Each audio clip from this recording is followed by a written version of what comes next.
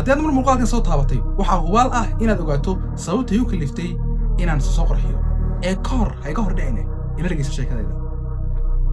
dhammaadkii 2025 bishiisii December maalin maalmaha ka mid ah anigoo u fadhiya sariirtayda oo qorsheynaya wadada cusub ee aan qaadi lahaa maadaama uu ku jiray sanadadii ugu dambeeyay high schoolkayga ayaa waxa dhacday inaan si kelis ah u soo qaaday mobilkaygii kadibna uu iga soo baxay muuqaal cajiib ah oo aad moodo in aniga la igu talagalay.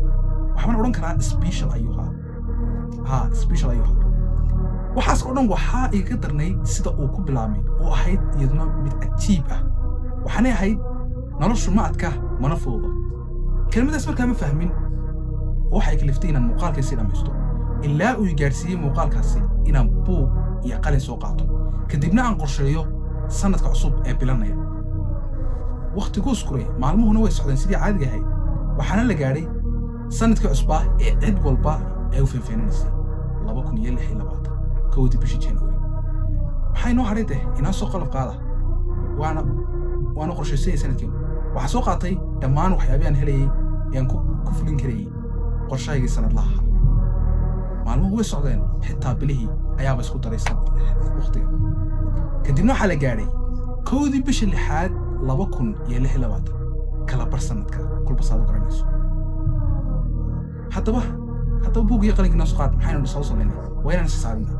waxaan soo qaatay buug iyo qalinkaygii waan xisaabiyay waxaan ii soo baxday natiijo kaaf iyo kala dheeriya ama ba iyo alif ilaa ya aan isku jirta xisaab adoo noocaas adoo aad bay kala fogeen. haddaba waxay soo baxday in aanan hal talaabo hore ugu qaadin qorshahayga sanadlaha ahaa. 6 bilood maxaa keenay waxaasoo dhan igu dhacaan muuqaalkan ka samayn doonaa maxay saynaysaa commentiga soo qor inigu cali sheekadeenni.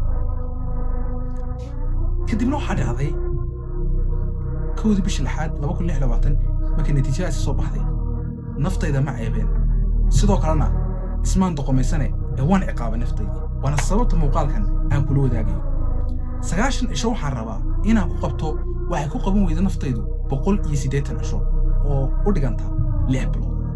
6 bilood maxaan rabaa in aan sameeyo waxaan rabaa in aan gaadho xad lacageed iyo qoran oonan kula wadaagin sababtuna ay tahay haddii aan kula wadaago maskaxdaydu keer ma siin doonto oo waxay u qaadanaysaa in aan hore waxa u sameeyey kadibna keerka ka qaadaysaa ama in waxaan waxba loo arkayo anna taas ma rabee markaan 3 bilood kadib ayaan kula wadaagi doonaa kaamana iloobi doono ii soo xasuusi. 3 bilood waxaan rabaa inaan gaadho xad lacageed iyo qoran oo sameeyo si consistently sidoo kalena in aan idin wadaago wax kasta oo iga saacida goolkaygaas wax kasta oo iga saacida inaan xad lacageed ka sameeyo daily routine ha noqoto discipline ha noqoto luqad ha noqoto waxay noqotaba waan idin wadaagaya. waxaan rabaa in aan 7 jeer soo post gareeyo muuqaallo dhankayga TikTok-geena iyo hal muuqaal oo sano kala oo YouTube-geena ah. ma iga haysaa intaa? ha iga caajisin inta haddaad iga hayso ha iga caajisin. markaan labadaas samayno maxay noo haray?